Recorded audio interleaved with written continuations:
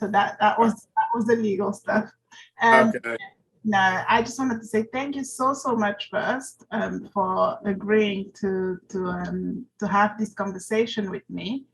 I know you're very busy, and so for me, I'm always looking to find out more about profiles that I find inspiring, and your profile is one such profile. You know, as someone who's been working within financial services for a while and who has ascended in financial services, and and then I see that you have an American accent and looks like you were in the US before, and maybe you're now in London, all of those things. That it's like I'm interested in finding out more. Well, first of all, let me say this. It doesn't matter kind of how old you are or how long you've been doing something. When someone recognizes your hard work and uses words like interesting, I still feel like I'm that 10-year-old boy, and I get really excited. This is I am busy, but there are things that I think you always find time for. And I tell people about my story and my journey, not really because I want to talk about it or make myself sound important, but it's always with the hope that there's something that someone else would pick up, would either get inspired by, or more importantly, get a little bit of encouragement from, because I know that the journey, it can be a tough and arduous one, and sometimes knowing that other people have gone through it might be a little inspiring for some. Yeah, but Nicola, I want to just touch on what you've just said. For me, I think your journey is definitely important. You may not see it that way, but I think just a bit of background around me, like I, have the platform Empowered by Experience. I think I mentioned to you over on Instagram. And for me, it's basically just showcasing,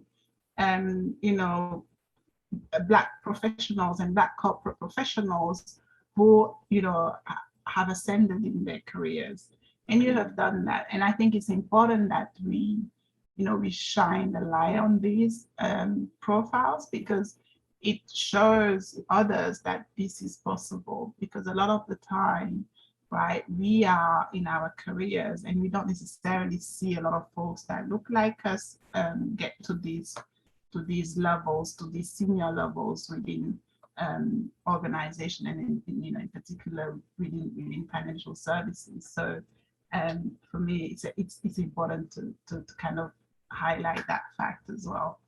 So one thing I'll say is, I told you I was running late from a meeting, but this meeting that I just came off of was an investor meeting with a corporate 500 S&P 500 CEO, but this CEO happened to be Black. And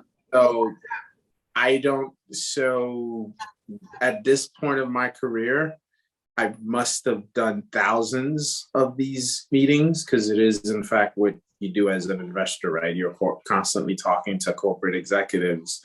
And I can tell you that this is the third or the fourth time in my career, out of thousands of meetings that I've done, where the CEO of the company was Black.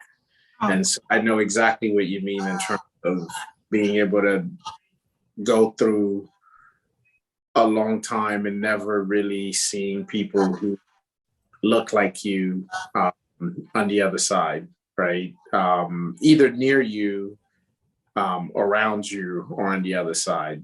And I think that it's a feeling that very few people in the world, in fact, really know what it's like, right? And frankly, I think it's something that a lot of colleagues just will never understand. They can empathize, but they probably will never understand. That's right.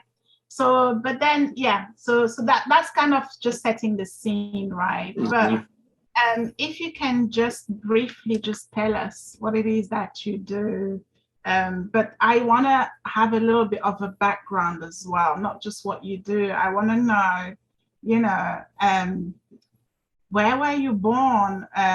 You know, what school did you do or what qualifications, that kind of thing. Just like a little bit of a background as well. Okay, so you can see my flag here, right? That I am just immensely proud of. I was born in Haiti, and which of course is in the Caribbean, and I like to add the first independent Black nation, former slave nation in the world. So I was born in Haiti, and I lived in Haiti till I was 11 years old. And at that point, my parents faced a decision that has faced many others around the world before, where the country was just a bit unstable, and there were a lot of things that were going on, and my family decided that we were going to relocate to the United States.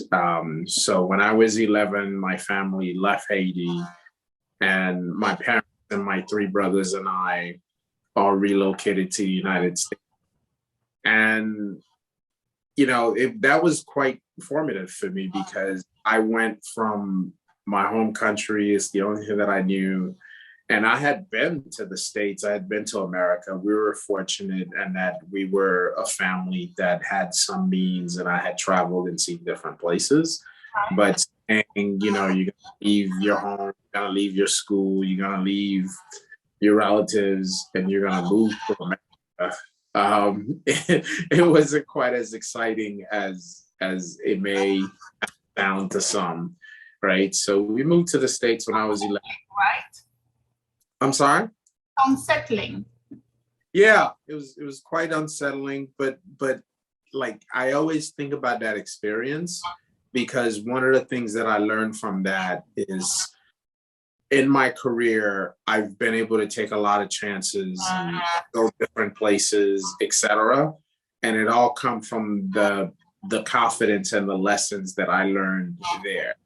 Then, right? That, okay, you might have to move, you might have to start over, but you'll be fine, right? And so there's a degree of confidence that comes with leaving the only thing that you've known, and starting over and realizing that you can survive, thrive. And there's a confidence as an 11-year-old that really lasts with you for the rest of your life, right? So in my career, I know we're going to get into my career, but in my career, I've moved 3 times, moved to a totally different country in terms of moving to the UK from the US. And a big part of that confidence was the fact that I had already done this when I was 11, and we didn't have anything, right? So when it was time to like take a job, and I knew that I would be paid fairly well, and that I would be in a position that I could take care of myself. You know, the fact that I had to move didn't unsettle me or scare me, because I had done that once before. But then I grew up in Florida, so we settled in Miami. I grew up in Miami. I went to school at the University of Florida. I studied journalism. So, I know. I studied broadcast journalism.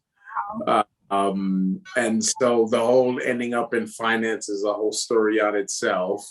But actually, it's not that unique of a story, and that in America, it's very common that you end up working in a field that had nothing to do with what you earned your university degree in.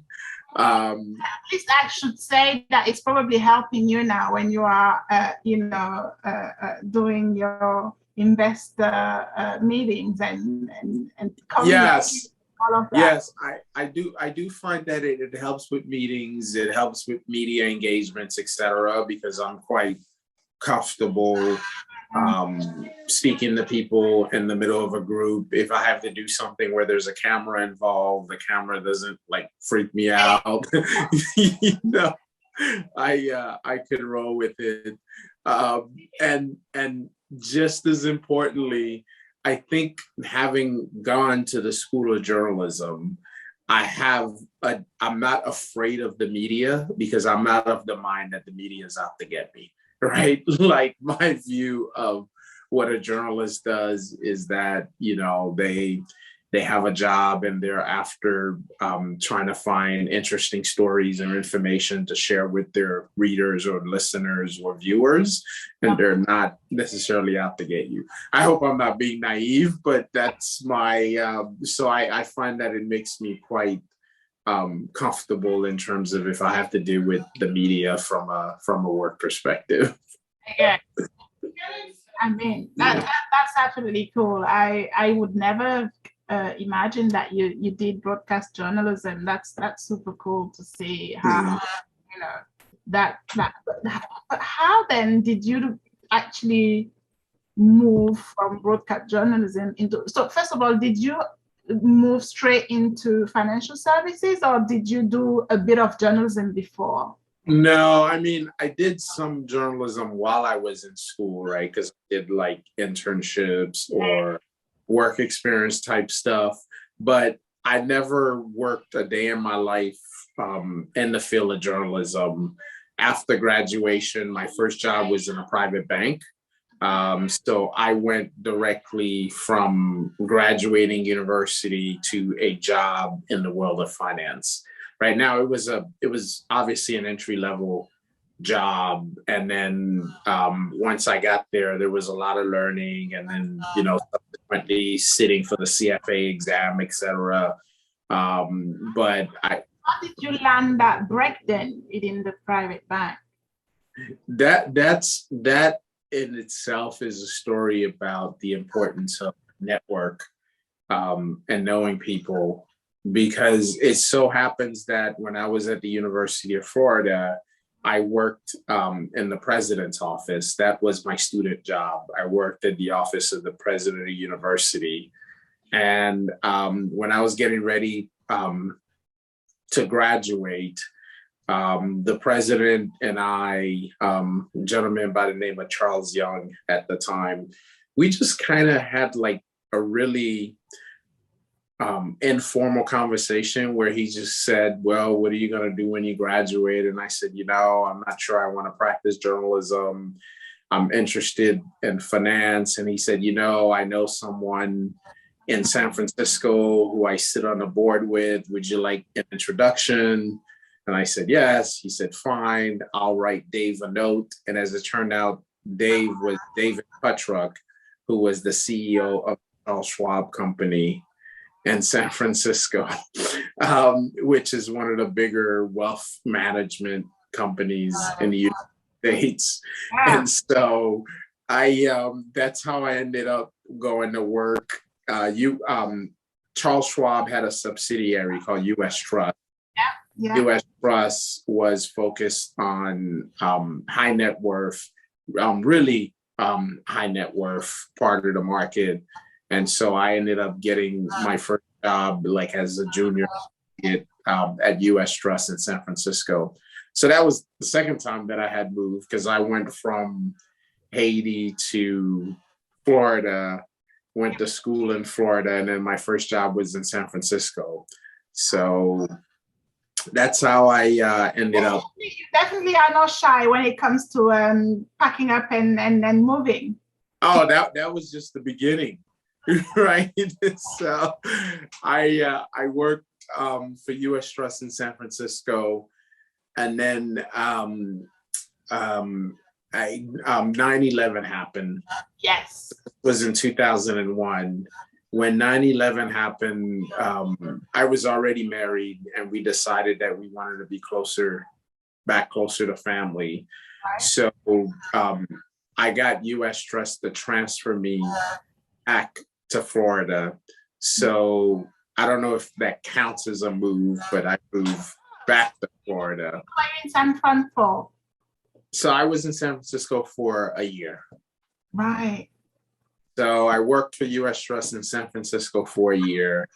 And then I went back to Florida, and I continued working for US Trust / Bank of America. There were some mergers. and I worked with the firm until 2005. And I had started to grow, really grew in responsibilities, went a junior associate to someone a lot more senior, started to make a little money. But I knew that private client wealth management wasn't really what I wanted to do. I was really, by that time, had really developed an interest in being sort of a frontline investor. We were investing in a lot of funds, vehicles, investment vehicles for our clients. And I just kept thinking more and more that actually being an investor in terms of running a vehicle or helping to run a vehicle is what I wanted to do. And it just so happens that one of the beauties of working for Bank of America / US Trust is that Bank of America had a big mutual fund investment unit in New York and Boston called Columbia Management.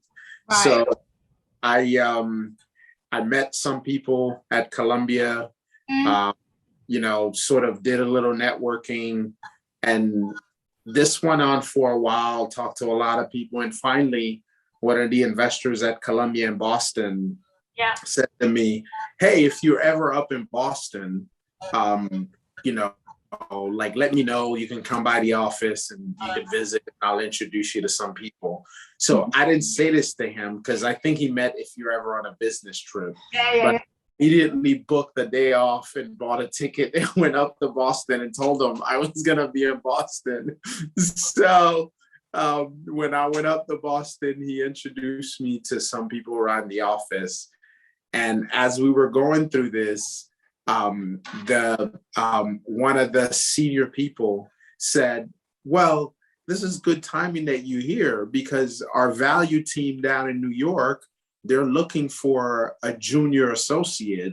And I know you're really senior, but if you want to go for this job, I can introduce you to the person. Yeah. So I went for the job in New York. And that's when I did, I guess, move number 3 or number 4. Yeah. Because I got offered this job. I had to take like a 40% pay cut. And so that did not tell you? No, because I always remember the conversation. The analogy I always use is, I think, sometimes if you're stuck in traffic, right? Sometimes you just have to get off the road and go take a different road. And, that might require you to take a step back, but not to be arrogant about it. But I've always had a lot of confidence in my ability to learn. Right. And I didn't know if I could be a good investor or not, but I knew that I could learn and that I had the intellectual horsepower to potentially be good at this, just like anybody else.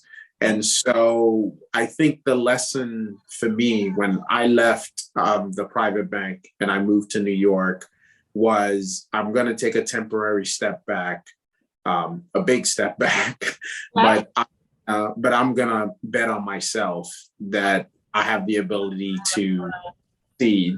And I knew that I was taking a step back in my career, both seniority wise and financially, but that if I succeeded learning to become a good investor, that I would surpass wherever I was, in 5 years. Yeah. And that was the belief that I had. Was I think one of the things that I've really learned over the years is I try really hard to be humble, and I don't think you want to be overconfident on your skills or anything. But there's one thing that I've always been overconfident about, and I actually try my best to instill the same in my kids. I want people to be overconfident in their ability to learn, right? Because, to me, that's the only thing that you should be really overconfident about. Because for the vast majority of people, if you're willing to do the work that it takes to learn something, You absolutely can, right? So I knew that I was going to put in the work and that I was going to do what was necessary to learn to be a good investor. So I left Florida and moved to New York to join this team in 2006. And fortunately, things worked out. Like, it's so important I think everyone focuses on the what they're going to be doing. I'm a big believer that you need to focus on with who. And I had the opportunity to join a really good group of people who wanted to teach me, who were open to helping me develop, who were going to provide me opportunities to grow when the time came. So as much as the what of the job, I think the real stroke of luck was with who, because the people were really instrumental in helping me learn and helping me grow. Right. So, you know what? It's interesting that you're saying that, because a lot of the time we are so consumed with the here and the now. You know, we've already achieved this level of seniority, we've already achieved this level of income, that to think about giving all of that up, start again is, you know, is not an easy thing to do, because by this point, I mean, you're already used to the level of income you are on. Yeah. And if you're not so financially savvy, you've already started having a lifestyle that is up to that level. Yeah. Making the decision to scale all of that back. Yeah, I think there's an interesting character trait there for me anyway. And I know maybe, not maybe, I know a lot of people aren't like this, but I'm really lucky from this perspective. I really enjoy like building and the journey of doing something. And I enjoy that actually far more than I enjoy any success that comes with the outcome, right? So in a way, because of that personality quirk, right? I find it, I'm not going to use the word easy, but I like to say, I wonder if I could do this, and let me go do it, right? I like to challenge myself in that way. Now, as you start to grow, to your point on, you start to have a level of earnings, you start to have a family. So I have 3 kids now. I'm in my 40s. It's a little harder to be like, you know what? By this point, you have done the experimenting, right? So I think. No, there's not a day that. So my favorite word in all of language is yet. So I never say, and I kind of play this little trick with my kids too. So I never let them say, I can't do something unless they say, I can't do this yet. Right. And so it's harder now. Right.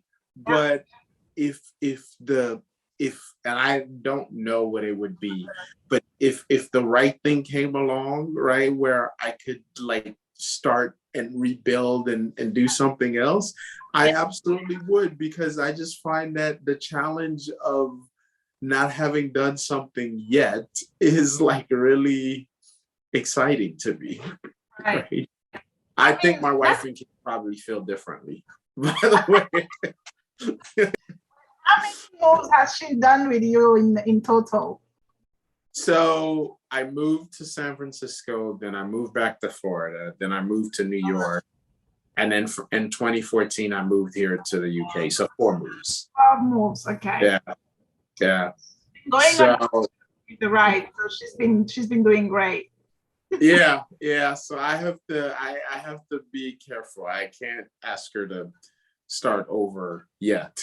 How do you remain driven, Nicholas? How do you remain driven after, because after you've hit, because you've hit quite a number of highs, right? From what you're telling me. So how do you remain driven after hitting all those highs?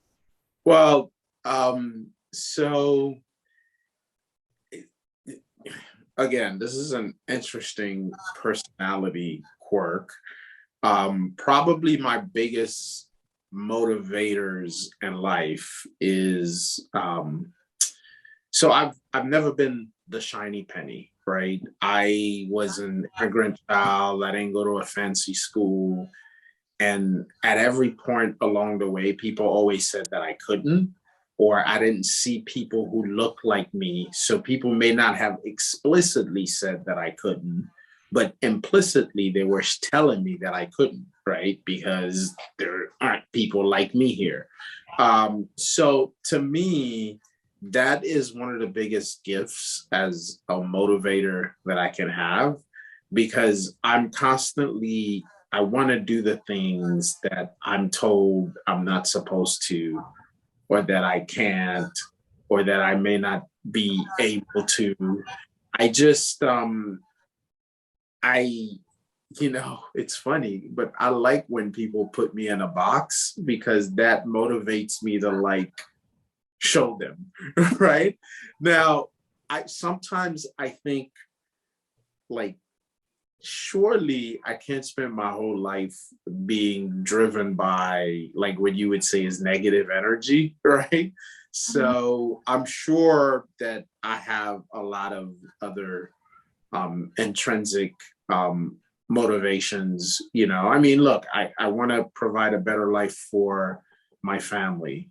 I want to continue to grow in my career.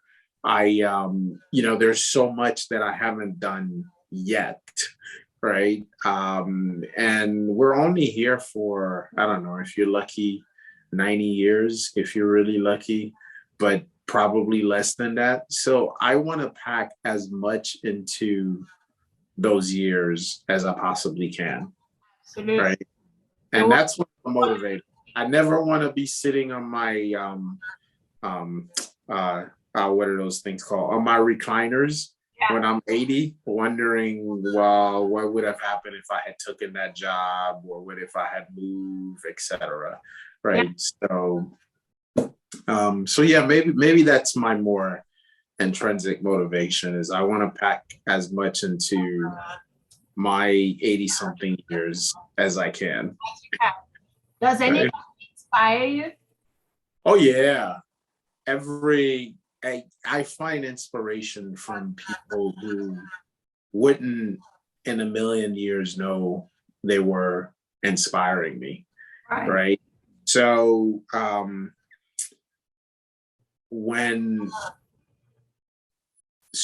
my mother is by far and away my biggest inspiration in life, right?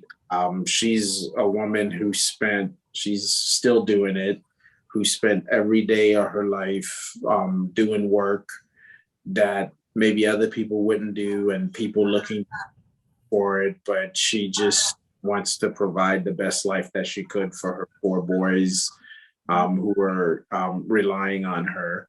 I find that I'm hugely motivated by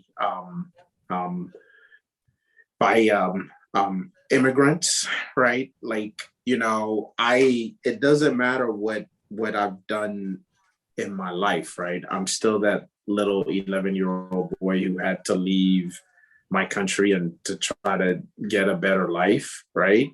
So I think when you live in a place like the UK or most places around the world, right, I find that I'm hugely motivated. I see immigrant people who maybe are doing jobs that they're way overqualified for. They were a doctor in their country. They were trained to be a lawyer, a nurse, or whatever. And now they've had to move to a different country, take on a service job, bottom of the socioeconomic income ladder type of job. And when I see those people every single day, like going about their life, getting on the bus, commuting, I know why now that I'm an adult, I know why they're doing it, is because they want to give the best possible life for their family. And feel like I have a responsibility because my mom did that for me, and now I have to build on top of that, right? So, but that's one of my big motivations. But I'm really motivated by like the underdog, the people who are told they can't, Okay. Absolutely. right? Yeah, no, there is a lot of recurring sort of um, items and ideas when I ask people this question and motivation. A lot of the time, parents come up for sure, but also for a lot of us who have who are immigrants or whose parents were immigrants, that also come up quite a bit, and it's not, it shapes a lot of your life, because you're constantly trying to basically either fit in or show that you can fit in if you wish to. So that is definitely something that I have seen, you know, time and time again across all of the people who I have interviewed with this sort of profile. But then tell me about the move to London. How did that come about? Yeah, so it's a continuation of being in the right place at the right time, network, etc. So in 2014, I've now been in New York for 8 years with Columbia Management. And Columbia had this entity which was by the same parent company called Threadneedle Investment Management here in London. And there were some departures on the US Equities team here in London. So there are two important lessons, I think, in how this played out.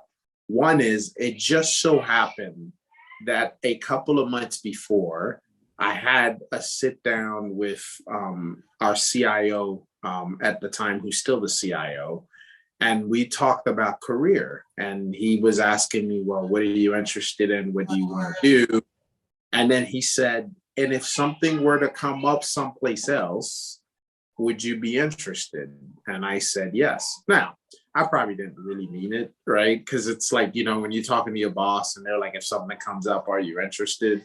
But I think the fact that he and I had just had that conversation was really important, because when the need came up, actually, can I just pause here just 1 second? I just 1 second.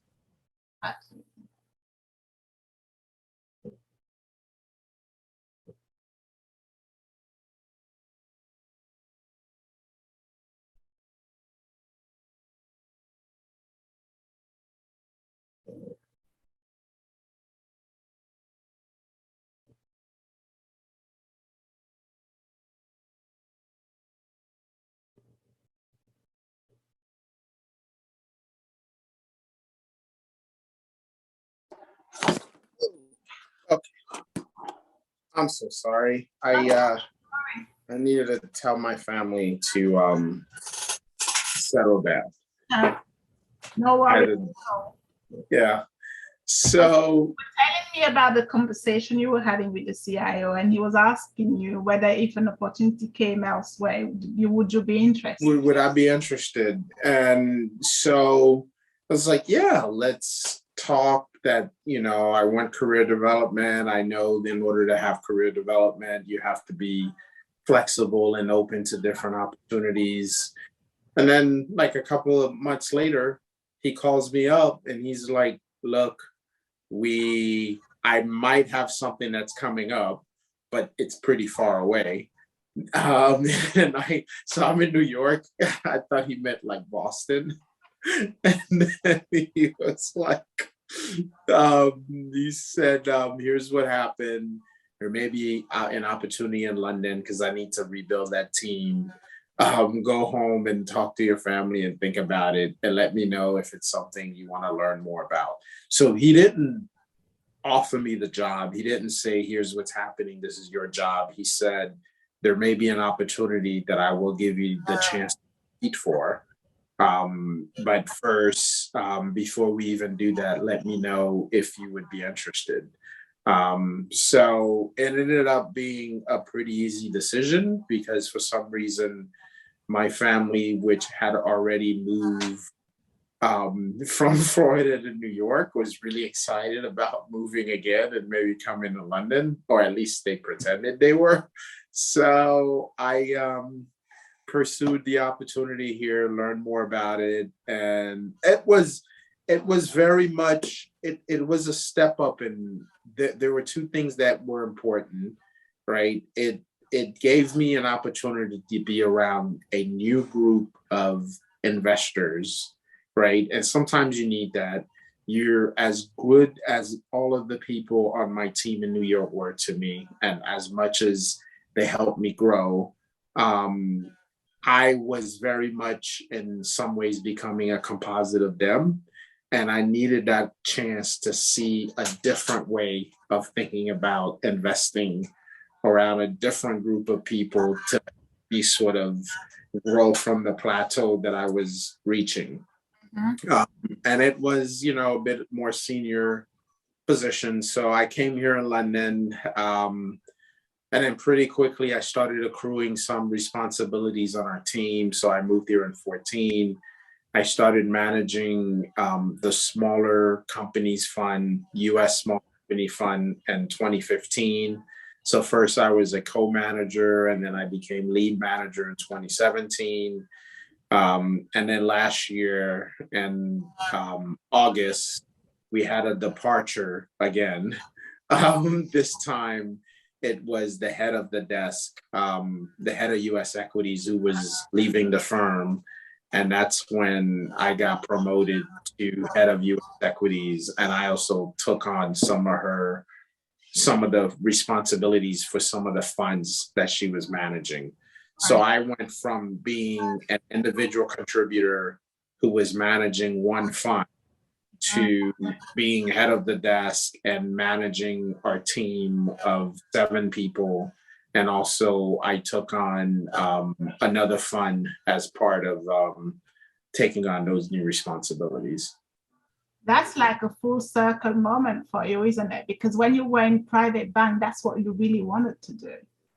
Yeah, it was, and it wasn't lost on me that the path was exactly 15 years, which I had never I didn't sit down and pencil it out. I didn't say, I'm not big on saying I want to do this in 5 years, do this in 10 years, whatever. I know where I want to go, but I think being approximate is better than being overly precise. So Why would you say that? Why are you saying being approximate is better than being overly precise? because I think life just doesn't work with that degree of precision whenever you're talking about anything that's more than, say, 2 or 3 months away, right? I think if you are a younger person, or frankly an older person, and you think that you're going to plan out your life for 10 years from now, and it's not just work related, by the way. I think saying 10 years from now, I want to be doing XYZ. I think more power to the people who are able to be that precise. But for me, I like to give myself room to learn and develop and learn new things along the way. And I like to be open to possibilities, right? So I am now I knew I wanted to manage, I knew I wanted to be a lead manager. I'm not managing funds in the strategy that I thought that I would, right? I'm doing something different. So if I go back to when I left Florida, right? I never said I am going to be managing a large cap and a small cap fund in London, right? In 15 years.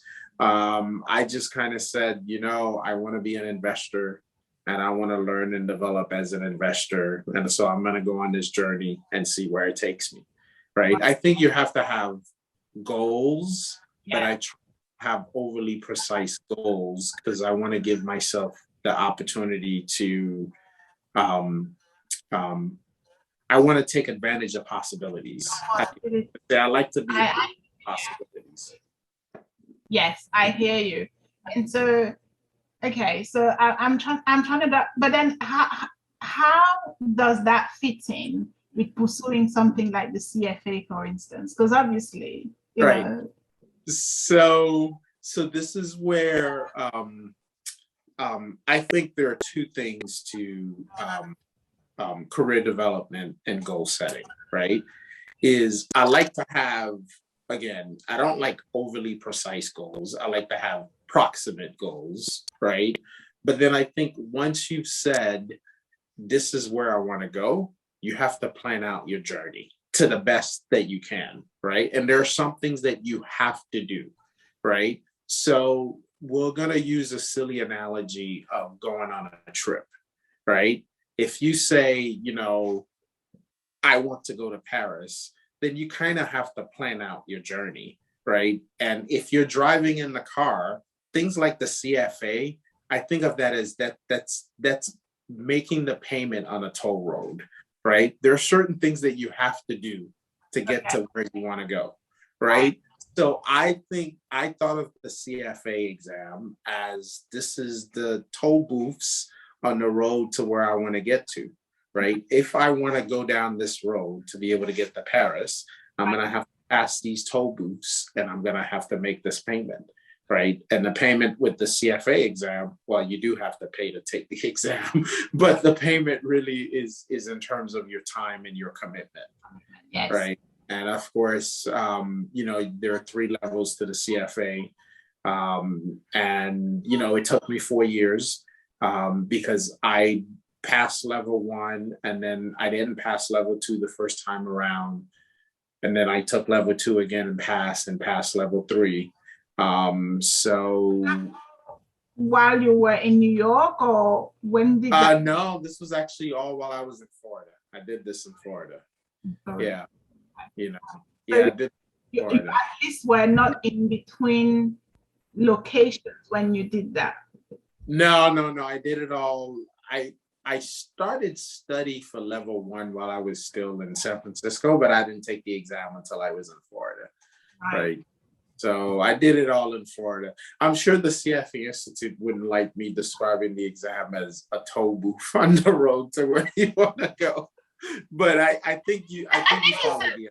I think it's a good analogy though, because I think for a lot of portfolio managers, you know, the CFA is kind of like a prerequisite, right? Like you just yeah. And I say this all the time. I think for some people, right, Black people, I think it's as close to a requirement as you're gonna get, right? Because I think that you know, when you didn't come from, I didn't go to the fancy school. Like I said, I was at the shiny penny. So I needed to make sure that I did everything that I could to give myself an opportunity to reach my goals. And I also know that things like the CFA exam, the exam is hard, but I like to say to people, I have a CFA charter, right? And I'm not like Einstein. I like to think I'm a smart guy, but I'm not Einstein. I have a CFA charter. So the exams are hard, but they're doable if you make the commitment. And I think the exam is much more a test of commitment and a test of will than it is a test of your intellect, right? And I, you know, wholeheartedly believe that, right? That like, it's hard to say anybody can do it because clearly, again, the CFA Institute will get with the enormous. Have you looked at the pass rates? Yes, but so very slim. So my interpretation of that is that it is a test of will, and very few people, and a small percentage of people are willing to pay that cost, right? So I'll use another silly analogy. It's like running a marathon, right?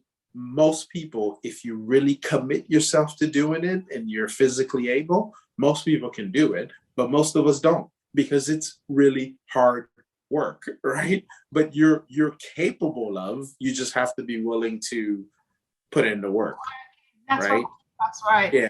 Every March I say to myself, I am going to have a six-pack for summer. And then every June, no six-pack. I know I could do it. I just haven't been willing to put in the work. Well, I hear what you're saying. I was considering whether to do the CFA or not. And now I'm like, look, I've done the ACCA, that's me done. I can't. Yeah. I have to be honest. If I had to do it today, right? And there's always a saying, for everything there's a season, right? I hope I'm wrong because I'm not that old, but I just don't think I have the endurance for that or the will that I did, 16 years ago now, or 18 years ago when I did it, right? So the exam is hard, but most of us who choose this as a profession have the intellect to do it. It's a question of, are you willing to make the commitment? And when I recruit and when I talk to people who are interested in this business, the CFA exam doesn't tell me that they're smart. The CFA exam tells me that they're committed and will, right? And that's what it signals to me. And I think anyone who, and parenthetically, I would give this advice to people because I see it all over LinkedIn, right? I don't think saying I passed the CFA exam and the top, I don't think people realizes that it doesn't get you what you think it gets you, right? Because, as a matter of fact, I'm pretty sure one of the ethics rules around the CFA Institute is not to suggest that you're smarter than other people because you passed on the first try, right? Well, people have to indulge. If they manage to pass it, come on. No, I get it. But I guess what I'm saying is, I don't think it's